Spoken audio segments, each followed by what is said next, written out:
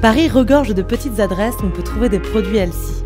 Et aujourd'hui, je vous en fais découvrir une avec une recette que je vous préparerai ensuite à la guinguette. À 2 pas de l'atelier de ma guinguette se trouve au bout du champ. Bonjour. Merci beaucoup. Je viens chercher des petits légumes pour faire une bonne soupe.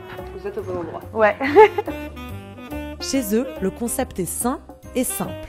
Une nouvelle façon de consommer et de distribuer les fruits et les légumes.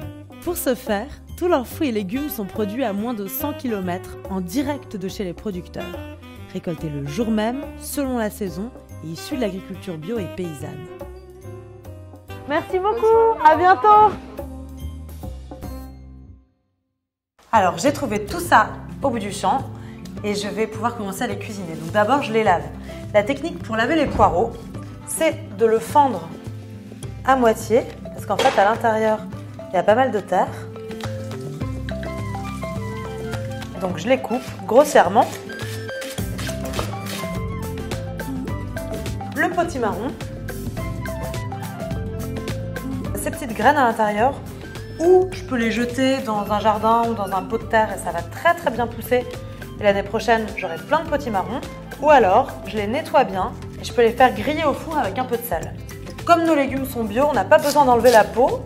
En plus, on peut les couper grossièrement parce que comme c'est pour une soupe, de toute façon, ils vont être mixés. Donc là, je coupe mes échalotes. Ça va donner un bon petit goût. Et en plus, ça apporte du soufre, donc c'est bon pour le foie. Et maintenant, je fais l'ail. Donc, je vais mettre une seule tête d'ail.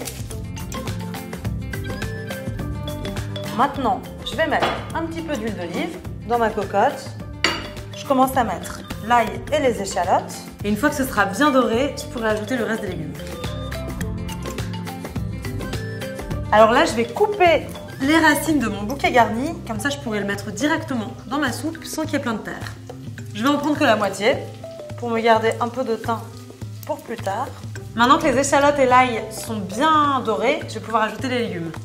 On va laisser cuire ces petits légumes 5-10 minutes et ensuite on va les couvrir d'eau. Et quand j'ai mis mon eau, je peux rajouter le petit bouquet garni. Pendant que nos légumes bouent, on va pouvoir couper le curcuma. Le curcuma, c'est une petite racine, un petit peu comme le gingembre, qui est extrêmement anti-inflammatoire et en plus très riche en bêta-carotène. Donc ça va apporter à notre soupe plein de bonnes choses. Donc maintenant, je vais commencer à mixer mes légumes. J'enlève le bouquet garni. Et là, je vais ajouter le curcuma. Et puis après, je mixe.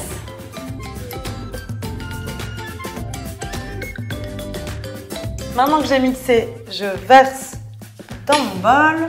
Et pour qu'elle soit jolie et encore plus riche, je mets un petit peu de sésame, un petit peu d'huile. Alors, j'adore mettre de l'huile de sésame. Ça va très très bien avec cette soupe. Et puis, je rajoute un peu de thym.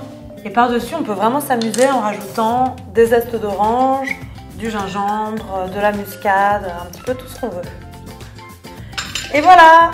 Une petite soupe très rapide et extrêmement riche en vitamines. Maintenant, on goûte. J'espère que cette recette vous a plu et que vous allez la refaire chez vous. À très vite!